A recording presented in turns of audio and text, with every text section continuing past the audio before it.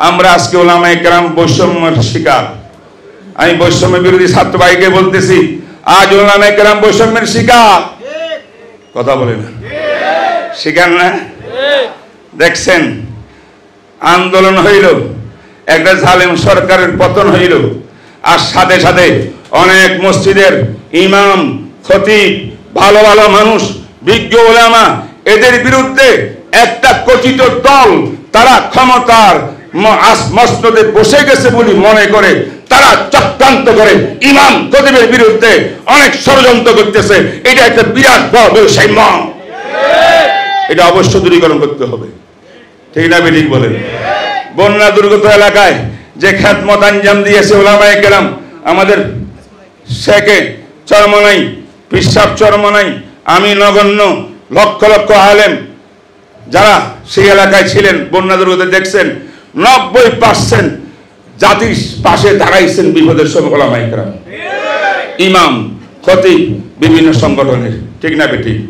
আমার এই দুচক্ষে দেখা, এটা বানানো কথা না, কিন্তু আমাদের প্রধান উপদেষ্টা যখন ভাষণ দিলেন, সেই ভাষণের ভিতরে আমি একটুকু ওলামায়ে কেরামের অবদান স্বীকার করতে দেখলাম না।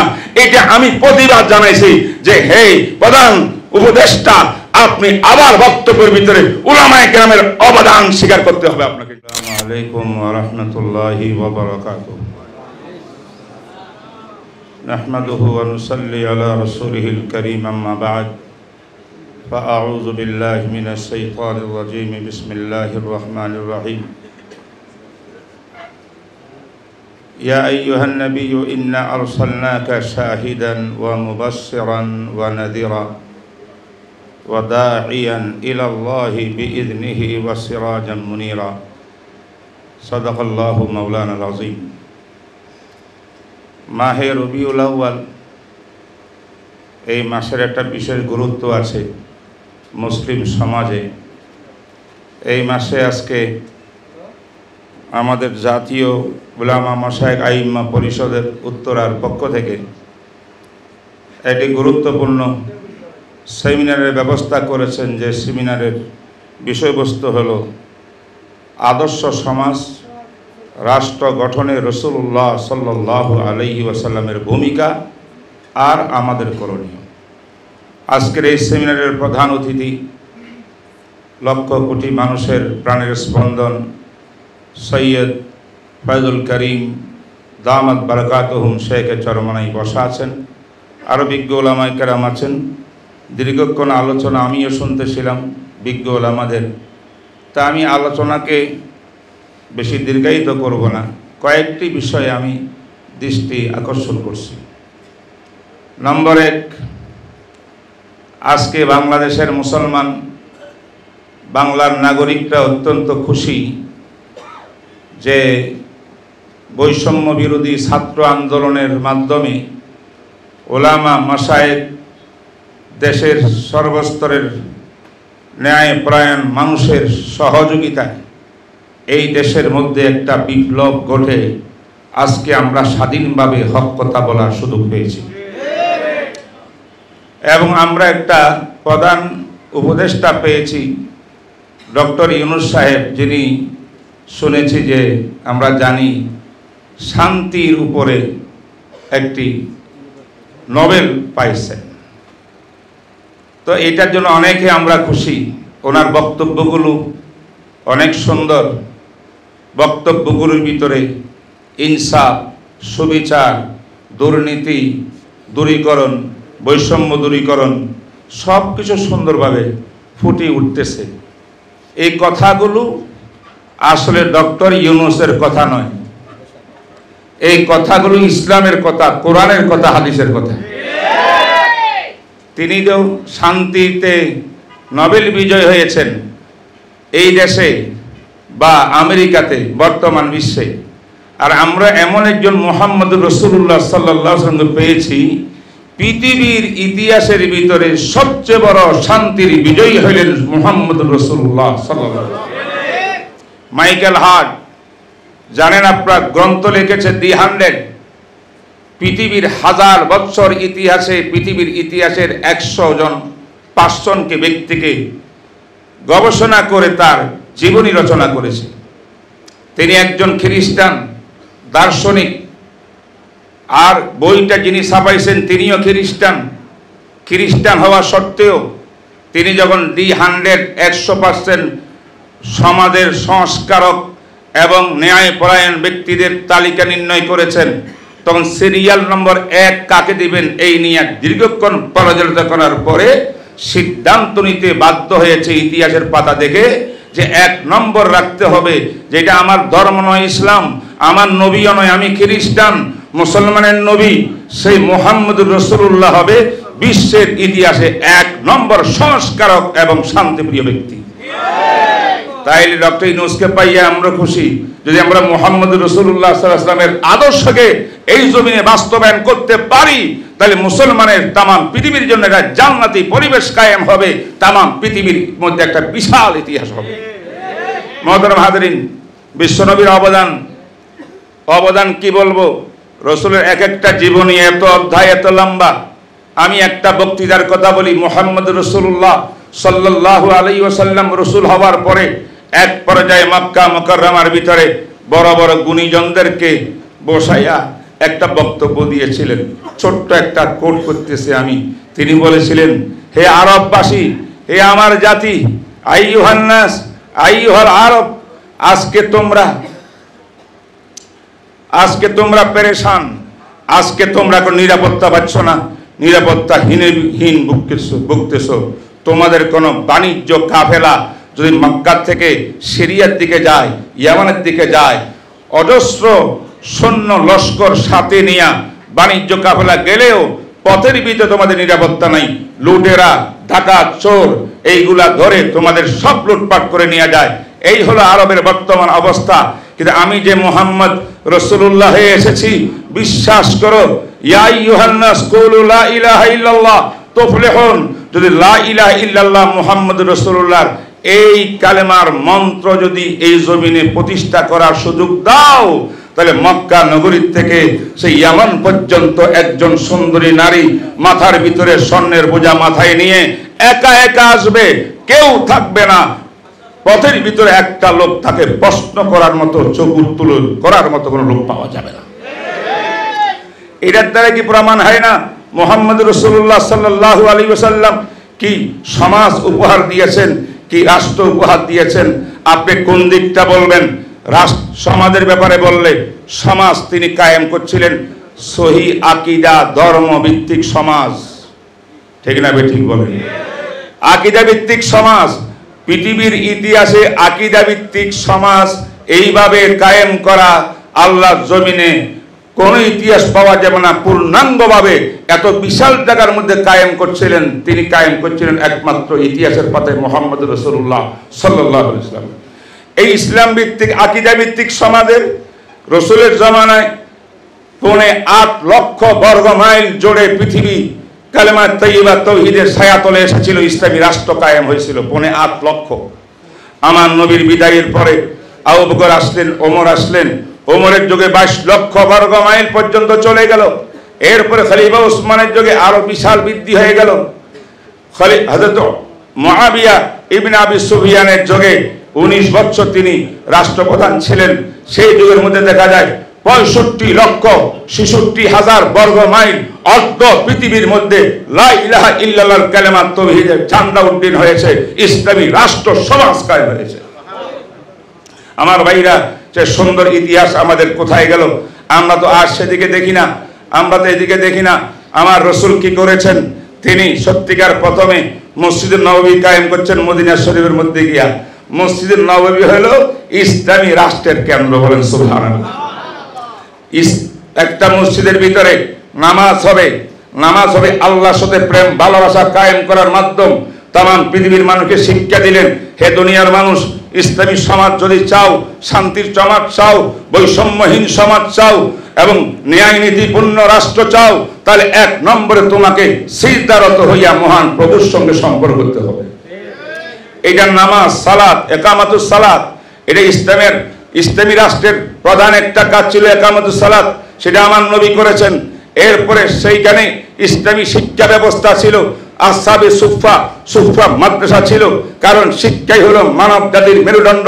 এই মেরুদণ্ডকে সঠিক করার জন্য, সঠিক আল্লাহকে জানার মতো শিক্ষা প্রতিষ্ঠা করার জন্য মসজিদে নববীর ভিতরে সুফা মাদ্রাসা প্রতিষ্ঠা করেছিলেন। এটাই ছিল ইসলামী রাষ্ট্রের সেকেন্ড অধিকার। 2 নম্বর কাজ। 3 নম্বর কাজ ছিল এই মসজিদে নববীর ভিতরে মুহাম্মদুর রাসূলুল্লাহ সাল্লাল্লাহু আলাইহি ওয়াসাল্লাম তিনি একদিকে মুফতি, একদিকে রসুল, একদিকে মুরব্বী, একদিকে অভিভাবক, আরেকদিকে তিনি ছিলেন বিচারক, প্রধান বিচারক। যে কোনো মামলা সমস্যা হইতো বিচার ব্যবস্থা কায়েম করছেন মসজিদে নববীর ভিতরে। এবং রাজনীতি যত কথাবার্তা ছিল রাষ্ট্র পরিচালনার সব পরামর্শ হইতো মসজিদের নববীর ভিতরে। এই মসজিদে নববীর থেকে জিহাদ পরিচালনা হইতো, দাওয়াত পরিচালনা হইতো। এই মসজিদ নববীর থেকে মুজাহিদদেরকে কাতারবন্দি করা হইতো, তাদের সেনাপতি ঠিক করা হইতো। সব কিছু ইসলামী রাষ্ট্রের মেন কেন্দ্র। ইতিহাসের পাতায় লেখে মসজিদের নববী হলো মেন কেন্দ্র। আমার ভাইরা, এই মসজিদ নববীতে আজান প্রথা শুরু হয়েছে। আব্দুল ইবনে যায়েদ ইবনে আব্দুর রাব্বিহি একজন সাহাবীর স্বপ্নের মাধ্যমে আজান, এই আজান প্রবক্তা, আজানের ভিতরে ইসলামী রাষ্ট্রের খবর আছে, ইসলামী রাষ্ট্রের শিক্ষা আছে, ইসলামী সঠিক সমাজের শিক্ষা রয়েছে। কি আছে আজানের ভিতরে? আল্লাহু আকবার, আল্লাহু আকবার, আল্লাহ সবচেয়ে মহান, আল্লাহ সবচেয়ে মহান। আল্লাহু আকবারের মাধ্যমে বিশ্বের মধ্যে আবু জাহেলের শাসন ব্যবস্থা থেকে নিয়ে নমরুদ, ফেরাউন সব যত সন্ত্রাসী, যত রকমের খারাপ এবং জালেম শাসক ছিল, সমস্ত শাসকের বিরুদ্ধে একটা অ্যাটম বোম করেছে। আল্লাহু আকবার মানে বড় তো আল্লাহর জন্য। আল্লাহকে বাদ দিয়া কেউ নিজে নিজে বড় হইতে পারে না, শাসক হইতে পারে না। আমার ভাইরা, এই আজানের ভিতরে রয়েছে আশহাদু আল্লা ইলাহা ইল্লাল্লাহ। অর্থ কি? আমি সাক্ষ্য দিচ্ছি আল্লাহ ছাড়া কোনো মাবুদ নাই, অর্থাৎ আল্লাহ আমার প্রভু, তিনি আমার শাসক, তিনি হাকিম। তার বিধিবিধান আমার বাস্তবায়ন করতে হবে। আমাকে আমার আল্লাহর সামনে মাথা নত করতে হবে। আমার পুরা জীবনটা আল্লাহর বিধান অনুযায়ী চলতে হবে। এই যে তাওহীদের শিক্ষা, আকীদার শিক্ষা, এই শিক্ষা অনুযায়ী সমাজ কায়েম করা, রাষ্ট্র কায়েম করা, সবকিছু আশহাদু আল্লা ইলাহা ইল্লাল্লাহ ওয়া আশহাদু আন্না মুহাম্মাদুর রাসূলুল্লাহ এই বাক্যের মধ্যে লিপিবদ্ধ আছে। আমার ভাইরা, আবার যদি সামনে যাই, ও আশহাদু আন্না মুহাম্মাদুর রাসূলের ভিতরে এটা আরেকটা শিক্ষা আছে। আল্লাহ পাক বলেন, বড় তো আমি, এই পৃথিবী আমার, জমিন আসমানের মালিক আমি আল্লাহ। আমি আমার পক্ষ থেকে মুহাম্মাদুর রাসূলুল্লাহকে খলিফা, আমার প্রতিনিধি নিয়োগ করলাম। সরাসরি আমি আল্লাহ, মুহাম্মদ আমার খলিফা, খলিফাতুল্লাহ। এই খেলাফত কিয়ামত পর্যন্ত চলবে। হয়তো কোনো সময় খেলাফতের নামে, হয়তো কোনো সময় ইমারতের নামে, ইসলামী হুকুমতের নামে এটা চলতে থাকবে, এটা বন্ধ হবে না। আবু বকর সিদ্দিক যখন রাষ্ট্রপ্রধান হইলেন, ওনাকে খলিফাতুর রাসূলুল্লাহ বলে, খলিফাতুল্লাহ বলে না। কেন? তার কারণ কি? ডাইরেক্ট রসুল যিনি, তিনি আল্লাহর খলিফা, এরপর রসুলের খলিফা আবু বকর সিদ্দিক, তাই তিনি খলিফাতুর রাসূলুল্লাহ। ওনার খলিফা ওমরে ফারুক, তাই তিনি খলিফাতুর রাসূলুল্লাহ। এইভাবে আল্লাহর জমিনে ইসলামী রাষ্ট্র, শরিয়া ভিত্তিক রাষ্ট্র সমাজ কায়েমের জন্য একটা নিজাম, একটা সিস্টেম আমার আল্লাহ করে দিয়েছেন। সেই সিস্টেমের প্রথম প্রবর্তক জনাবে মুহাম্মদুর রাসূলুল্লাহ সাল্লাল্লাহু আলাইহি ওয়াসাল্লাম। এটাই হলো ওয়া আশহাদু আন্না মুহাম্মাদুর রাসূলুল্লাহ অর্থ। আমার ভাইরা, আমি বেশি লম্বা করব না, কথা অনেক দীর্ঘ হয়ে যাবে। ইতিহাসের সূচনা লগ্ন থেকে এইভাবে শুরু করলে দেখবেন আমার রাসূল সাল্লাল্লাহু আলাইহি ওয়াসাল্লাম মদিনা মুনাওয়ারার মসজিদ নববীর পাশে আজওয়াজে মুতাহহারাত আমাদের আম্মাজানের জন্য ফ্যামিলি কোয়ার্টার করে দিয়েছেন। আর আম্মাজানের সঙ্গে রাসূলের কি আদর্শ চলছে, এটা হলো আমার পারিবারিক সিস্টেম। ইসলামে পারিবারিক সিস্টেম কেমন হবে, নারীর অধিকার কি হবে, স্বামীর অধিকার স্ত্রীর উপরে কি, স্ত্রীর অধিকার স্বামীর উপরে কি, একটা সমাজ কায়েম করতে হলে কেমন করে সুন্দর সমাজ কায়েম করা লাগবে, নারীদেরকে কি কি অধিকার দেওয়া হবে, এইগুলা শুধু কোরআন হাদিসে মুখের বাণী নয়, কালামের বাণী নয়, বরং আমার রাসূল নিজে বাস্তবায়ন করে দেখেছেন। এটাই হলো ইসলামী রাষ্ট্র এবং ইসলামী সমাজের মূল নারী আপনার ব্যক্তিগত পারিবারিক পারিবারিক সিস্টেমের একটা মূল মন্ত্র বলে সুবহানাল্লাহ। আমার ভাইরা, এইভাবে আমরা যদি যাই, ইসলামী অর্থনীতির ব্যবস্থা আমার রাসূল করেছেন। রাসূলের রাষ্ট্র ছিল কয়েক রকম, কয়েকটা গুণাবলী। এক নম্বর রাষ্ট্র ছিল ওনার রাষ্ট্র আকীদা ভিত্তিক, ধর্ম ভিত্তিক, ইসলাম ভিত্তিক, তৌহিদ ভিত্তিক। 2 নম্বর ছিল রাসূলুল্লাহ সাল্লাল্লাহু আলাইহি ওয়াসাল্লামের গঠিত সেই দেশটা ইসলামী রাষ্ট্র, সেই রাষ্ট্র ছিল মানব অধিকার বাস্তবায়নের রাষ্ট্র। ওনার রাষ্ট্রের মধ্যে কোন মানুষের কেন কোন প্রাণীর পর্যন্ত অধিকার ক্ষুণ্ণ করতে কেউ পারে না। ঠিক না বেঠিক বলেন? রাসূলুল্লাহ সাল্লাল্লাহু আলাইহি ওয়াসাল্লাম বিদায় হজ ভাষণে সেটা বলেছেন, ইন্না দিমাআকুম ওয়া আমওয়ালাকুম ওয়া আ'রাযাকুম হারামুন আলাইকুম কাহুরমাতি ইয়াউমিকুম হাদা ওয়া ফি বালাদিকুম হাদা ওয়া ফি শাহরিকুম হাদা। আস্ত জাতিসংঘ আমাদেরকে মানব অধিকারের সবক শোনায়। মানব অধিকারের 32টা ধারা তারা উপস্থাপন করেছে, সেখানে ধারা উপধারা মিলিয়া। কিন্তু আল্লাহর কসম, জাতিসংঘের মানবাধিকারের ধারা এইগুলা আসলে বাস্তব মানবাধিকার নয়। সত্যিকার মানবাধিকার ওইটাই যে মুহাম্মদ রাসূলুল্লাহ ইসলামী রাষ্ট্রের জন্য বিদায় হজ ভাষণেও পুনর্ব্যক্ত করেছিলেন, সেটাই হলো সত্যিকারের মানবাধিকার। এই ইসলামী রাষ্ট্র কায়েম হইলে একটা মানুষ অন্যায়ভাবে খুন হবে না, মার্ডার হবে না, মারা যাবে না। কারণ দেমা তার প্রাণ নিয়ে বেঁচে থাকার অধিকার তার। এই অধিকারের মধ্যে আরেকজন অন্যায়ভাবে ক্ষুণ্ণ করতে পারবে না। কোন মানুষের মাল লুণ্ঠন হবে না, ডাকাতি হবে না, চুরি হবে না। একটা কি সুন্দর জান্নাতি সমাজ কায়েম হবে। কারণ ইসলাম বলে তার সম্পদের সমস্ত নিরাপত্তা দিয়েছি আমি আল্লাহ।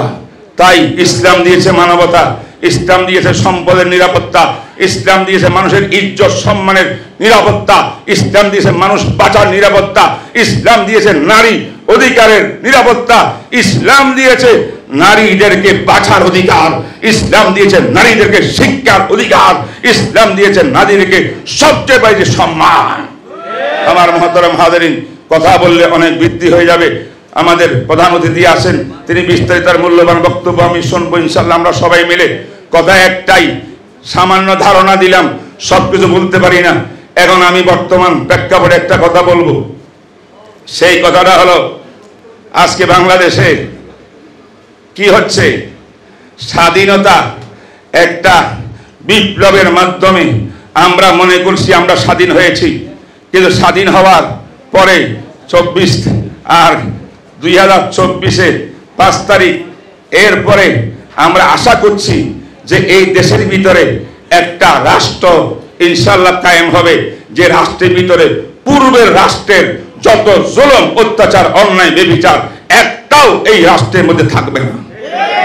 আমি চ্যালেঞ্জ করে বলতে চাই, শপথ করি বলি, কোরআন সামনে, হাদিস সামনে, উলামায়ে কেরামের সামনে রাখি বলি, খোদার কসম আপনারা যেই স্বপ্ন শান্তি এবং বৈষম্যহীন রাষ্ট্র এবং শান্তিপূর্ণ রাষ্ট্র, প্রত্যেকের অধিকার পাওয়ার রাষ্ট্র কায়েম করতে চান, সেই রাষ্ট্র কায়েমের একমাত্র পথ হলো ইসলামী রাষ্ট্র কায়েম, আর কেউ না। আরেকটা তাকে দেখান, বিশ্বের মধ্যে পৃথিবীতে কোনো এমন তন্ত্র মন্ত্র দেখাতে পারে নাই যে তন্ত্র মন্ত্রের দ্বারা সত্যিকার মানবাধিকার প্রতিষ্ঠা হয়েছে, শান্তি প্রতিষ্ঠা হয়েছে। এটার জন্য ইসলাম একমাত্র। তাই আমি আমার যুবক সন্তানদেরকে বলি, যাদের রক্ত, যাদের সাহসে, তাদের অবদানে আজ বাংলাদেশে আমরা স্বাধীনভাবে কথা বলার সুযোগ পেয়েছি। বৈষম্য বিরোধী ছাত্ররা আমাদের কলিজার টুকরা, তাদের সঙ্গে যারা ছিলেন, বিশেষ করে তাদের নেতৃত্বে ছিলেন আজকে এখানে বসা প্রধান অতিথি আল্লামা ফয়জুল করিম দামাত বরকাতুহুল আলী। এই উলামায়ে কেরাম সবাই মিলে, সর্বস্তরের জনতা মিলে আপনাদের সঙ্গে কাঁধে কাঁধ মিলিয়ে এই দেশে যে স্বপ্ন দেখতেছেন, বিশ্বাস করুন সেই স্বপ্ন প্রতিফলিত হবে একমাত্র ইসলামী শাসন ব্যবস্থার মাধ্যমে, শরিয়া বাস্তবায়নের মাধ্যমে। তাই শরিয়া ভিত্তিক, আকীদা ভিত্তিক, ধর্মভিত্তিক সকল দলকে ঐক্যবদ্ধ হওয়ার আহ্বান জানাইতেছি। সকল ঐক্যবদ্ধ হয়ে যান, যারা আল্লাহর হাকিমিয়ত চান, আল্লাহর দাসত্ব হইতে চান, আল্লাহর বিধান অনুযায়ী রাষ্ট্র চালাতে চান, সমাজ ব্যবস্থা কায়েম করতে চান। ঐক্যবদ্ধ হওয়ার কোনো বিকল্প নাই।